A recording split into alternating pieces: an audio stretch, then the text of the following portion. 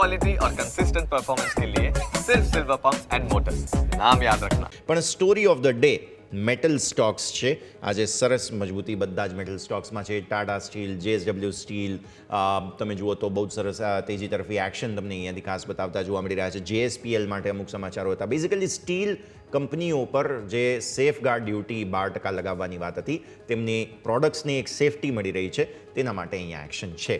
તો આપણે ચર્ચાની શરૂઆત કે મેટલ સ્ટોક્સની સાથે કરીએ. વેલ ડેફિનેટલી નિફ્ટી મેટલ્સ અત્યારે જોવા જઈએ તો 1% ઉપર ટ્રેડ કરી રહ્યું છે અને જે પ્રમાણેની મોમેન્ટમ અત્યારે મેટલ ઇન્ડેક્સમાં જોવા મળી રહી છે, મને લાગે છે કે આવનારા દિવસોમાં હજુ પણ સારી એવી મોમેન્ટમનું એક્સપેક્ટેશન આપણે રાખી શકીએ. મેટલ ઇન્ડેક્સ ઓલરેડી જોવા જઈએ તો બ્રેકઆઉટ આપણને 8675 લેવલનું બતાવી ચૂક્યું છે અને અત્યારે આ લેવલ પર કાલના દિવસમાં ફ્લેટ ફોર્મેશનનું બ્રેકઆઉટ પણ છે, એટલે ક્યાંક ને ક્યાંક ફર્ધર ઉછાળાનું પણ એક્સપેક્ટેશન આપણે એના બેઝ પર રાખી શકીએ. નાઉ સ્ટોક સ્પેસિફિક વાત કરીએ તો ઘણા સ્ટોક એવા છે જેમાં એક સારી મોમેન્ટમ જોવા અત્યારે મળેલી છે.